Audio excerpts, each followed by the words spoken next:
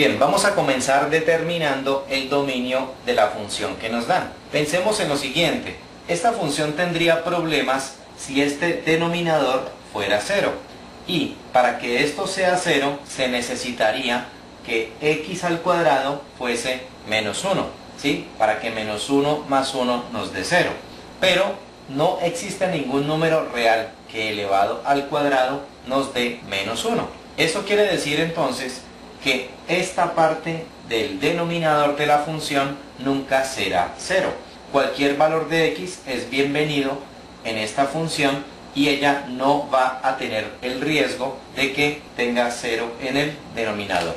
Por lo tanto, podemos decir que el dominio de la función son los x que pertenecen al conjunto de los números reales, o escrito de otra manera, los x que pertenecen al intervalo que va desde menos infinito hasta más infinito.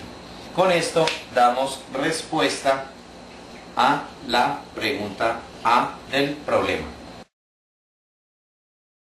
Para poder determinar dónde la función tiene puntos críticos, es decir, máximos y mínimos, dónde la función crece y dónde decrece, necesitamos la primera derivada de la función.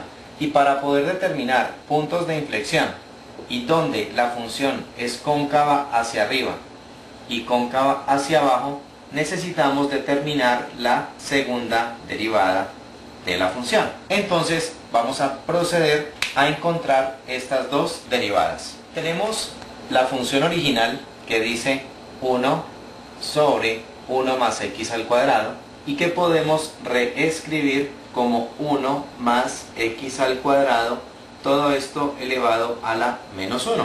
Entonces vamos a derivar por primera vez. Vamos a obtener entonces f' de x, es decir, la primera derivada. Derivamos esta expresión, bajamos el menos 1 a multiplicar, queda menos 1 que multiplica a 1 más x al cuadrado, todo eso elevado a la menos 2, y esto multiplicado por la derivada interna. La derivada de 1 más x al cuadrado sería 2x. Aquí hemos utilizado la regla de la cadena para potencias para derivar esta expresión. Vamos a organizar esto un poco. Tendríamos menos 2x, todo esto sobre 1 más x al cuadrado, todo eso elevado al cuadrado. Aquí tenemos entonces la primera derivada de nuestra función. Bien, para obtener la segunda derivada, vamos entonces a derivar la primera derivada. Y entonces, para ello, utilizamos la regla del cociente. Entonces nos queda f2' de x, la segunda derivada. Empezamos entonces con la derivada del numerador, que sería menos 2, por el denominador sin derivar, menos el numerador sin derivar, que es menos 2x, lo escribimos entre paréntesis, por la derivada del denominador. Para derivar esta expresión usamos regla de la cadena para potencias. Baja el 2, queda 1 más x al cuadrado intacto, esto elevado a la 1, esto multiplicado por la derivada interna. La derivada de 1 más x al cuadrado sería 2x. Y todo esto sobre el denominador, que es 1 más x cuadrado al cuadrado, todo esto elevado al cuadrado. Allí hemos aplicado la regla del cociente para derivar esa función, es decir, para obtener la segunda derivada. Vamos a organizar esto un poco. Nos quedaría menos 2 por 1 más x cuadrado al cuadrado, esto queda igual. Y acá tendremos menos por menos, nos queda más, 2 por 2 por 2, eso nos queda 8. Esta x puede multiplicar con esta otra x, nos queda x al cuadrado, y esto acompañado de 1 más x al cuadrado. Ese exponente 1 puede desaparecer. Y todo esto sobre 1 más x cuadrado elevado a la 4. Recordemos que aquí se multiplican los exponentes y entonces nos queda 4. Bien, vamos a sacar factor común en el numerador de esa expresión y entonces nos va a quedar así. f2' de x es igual. Podemos sacar factor común el 2 por estar contenido aquí en este 2 y en este 8. Sale el 2. Y también la expresión 1 más x al cuadrado. Aquí está con exponente 2 y aquí está con exponente 1. Luego sale la de exponente 1. es decir, 1 más x al cuadrado, por, abrimos un corchete, del primer término nos queda el negativo y nos queda 1 más x al cuadrado entre paréntesis.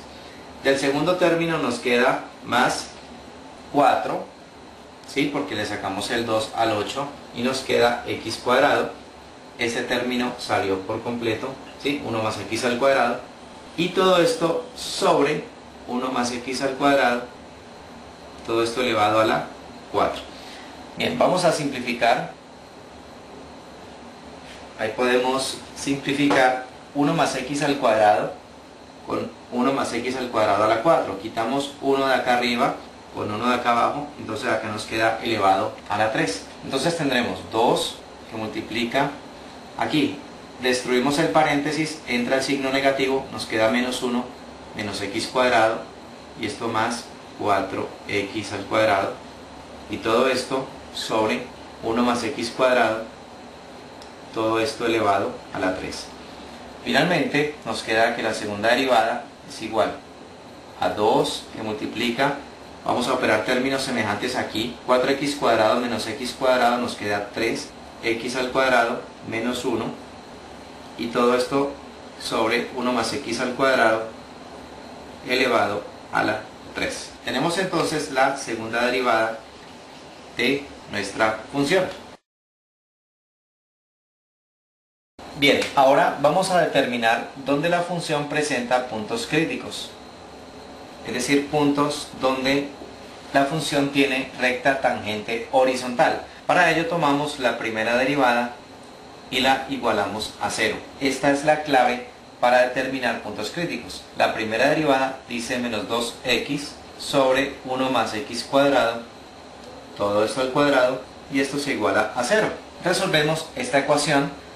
Esta expresión que está dividiendo puede pasar a multiplicar al otro lado con el 0, por lo tanto se va, nos queda menos 2x igual a 0, despejando x nos queda 0, dividido entre menos 2 está multiplicando, pasa a dividir, y esto nos da que x vale 0. Esta sería entonces la abscisa del punto crítico de la función. Esto quiere decir que solamente vamos a tener un punto crítico. Para determinar los intervalos de crecimiento y de decrecimiento de la función, debemos analizar el signo de la primera derivada. Para ello trazamos una recta que simbolice el dominio de la función. Recordemos que el dominio eran todos los reales desde menos infinito hasta más infinito, ¿sí? Esta recta simboliza los valores de x y vamos a marcar en ella el valor donde tenemos punto crítico, el que encontramos hace un momento, que fue el 0. Entonces en 0 tenemos punto crítico. Y ahora vamos a seleccionar un número de cada intervalo. Por ejemplo, un número que esté comprendido entre 0 y menos infinito, entonces podemos usar x igual a menos 1. Y un número que esté comprendido entre 0 y más infinito, podemos usar x igual a 1. Cada uno de esos números elegidos vamos a reemplazarlos en la primera derivada. Entonces aquí evaluamos la primera derivada en menos 1 y por acá la primera derivada se evalúa en 1. Entonces vamos a reemplazar acá. Vamos a hacerlo analíticamente, es decir, mirando únicamente el signo, que es la parte que nos interesa. Entonces veamos, si menos 1 entra acá en el numerador, tendremos menos 2 por menos 1, eso nos da 2 positivo, o sea que el numerador es positivo. Y acá en el denominador, si entra menos 1 donde está la x, todo esto nos va a dar positivo, porque aquí tenemos un exponente par. Por lo tanto, tenemos denominador positivo, positivo con positivo es positivo. Y entonces podemos deducir que en este intervalo la función será creciente. La función original crece entre menos infinito y 0. Ahora vamos con el 1. Menos 2 por 1 nos da menos 2, o sea nos da negativo el numerador. Abajo nuevamente cualquier valor de x que ingrese aquí, todo esto está con exponentes pares, entonces nos dará positivo. Menos con más nos da menos. Por lo tanto, como aquí la derivada es negativa, la función será decreciente. Entonces f decrece entre 0 y más infinito. Esto nos permite también concluir que nuestro punto crítico, que tiene abscisa 0, será un máximo. Máximo porque la función crece antes de él y decrece después de él. Vamos a determinar entonces la coordenada del punto crítico. Sabemos que tiene abscisa 0. Vamos a ver cuánto vale la ordenada. Para encontrar la ordenada, es decir, el valor en y, tenemos que evaluar el 0 en la función original. Es decir, calculamos f de 0. Si vamos a la función original, nos quedaría esta operación. Y resolviendo, todo eso nos da 1. Entonces aquí tenemos que la ordenada del punto crítico será 1. Entonces ya podemos establecer la respuesta para la pregunta del problema. La función crece o presenta crecimiento para los x que van desde menos infinito hasta 0. La función decrece para los x que van desde 0 hasta más infinito. Tenemos un punto crítico en la coordenada 0,1 que dijimos que va a ser un máximo. Pero entonces tenemos que definir si se trata de máximo local o máximo absoluto. Como vimos hace un momento, vimos que la función será creciente y después decreciente. Eso nos hace pensar que este punto, el punto crítico, que es un máximo, pues será el punto más alto de la función, ¿sí? No vamos a tener otros máximos que compitan con él. Por lo tanto, podemos asegurar que se trata de un máximo absoluto, ¿sí? Es el punto más alto de la gráfica de la función. Vamos a continuar con los puntos de inflexión, que son aquellos donde la función presenta cambio de concavidad. Para ello tomamos la segunda derivada y la igualamos a 0. La segunda derivada nos dio 2 que multiplica a 3x cuadrado menos 1, todo esto sobre 1 más x al cuadrado elevado al cubo. Entonces todo esto lo igualamos a 0. Vamos a resolver esa ecuación. Pasamos esto a multiplicar con el 0, por lo tanto se nos va. Nos queda 2 por 3x cuadrado menos 1 igual a 0. Podemos pasar este 2 que está multiplicando a dividir, entonces queda 0 dividido entre 2 en el lado derecho, lo que nos da 0, y nos queda 3x al cuadrado menos 1 igual a 0. Vamos a hacer poco a poco el despeje de x. Pasamos entonces primero el 1, 1 está restando, pasa a sumar al lado derecho con el 0, nos queda 1, continuamos por acá, nos queda x al cuadrado es igual a 1/3. Si el 3 está multiplicando, pasa a dividir. Despejando x nos va a quedar más o menos la raíz cuadrada de 1/3. Eso lo podemos transformar repartiendo raíz arriba, raíz abajo. Raíz de 1 nos da 1, raíz de 3 la dejamos indicada y esto lo racionalizamos multiplicando por raíz de 3 arriba y abajo, ¿sí? Para que no nos quede radical en el denominador, y nos queda que x es igual a más o menos la raíz de 3 sobre 3. Estas serán entonces las abscisas de los puntos de inflexión. Vamos a analizar las concavidades de la función, para lo cual debemos analizar el signo de la segunda derivada. Entonces trazamos una recta que simbolice el dominio de la función. Recordemos que va de menos infinito hasta más infinito, ¿sí? Estos son los valores de x, y en ella vamos a localizar los valores en x donde tenemos los puntos de inflexión, los que encontramos en el paso anterior. Entonces tenemos menos raíz de 3 sobre 3 y raíz de 3 sobre 3. Estas serán entonces las abscisas de los puntos de inflexión. Realizando estas operaciones en la calculadora, tendremos por aquí un resultado aproximado de menos 0.58 y acá de 0.58. Entonces vamos a seleccionar números de cada uno de los intervalos. Por ejemplo, en el primer intervalo escogemos un número que esté comprendido entre menos 0.58 y menos infinito, puede ser el menos 1. El segundo intervalo, un número que esté comprendido entre menos 0.58 y 0.58, puede ser el 0. Y del último intervalo, un número que esté más allá de 0.58, que puede ser el 1. Reemplazamos cada uno de los valores elegidos en la segunda derivada. Entonces, en el primer intervalo, si reemplazamos el menos 1, aquí en la segunda derivada, tendremos arriba signo positivo y abajo también signo positivo, lo que nos da signo positivo Eso quiere decir que en el primer intervalo la función será cóncava hacia arriba y lo podemos simbolizar de esta manera. Vamos al siguiente intervalo, vamos a reemplazar en la segunda derivada el 0, el valor que escogimos. Entonces veamos, si reemplazamos en el numerador, eso nos da negativo, y si reemplazamos en el denominador nos da positivo. Negativo con positivo nos da negativo. Y eso quiere decir que en este intervalo la función es cóncava hacia abajo. Por último reemplazamos el 1 en la segunda derivada. Entonces evaluamos la segunda derivada en el 1 y miramos el signo. En el numerador, reemplazando, nos queda signo positivo y en el denominador también signo positivo.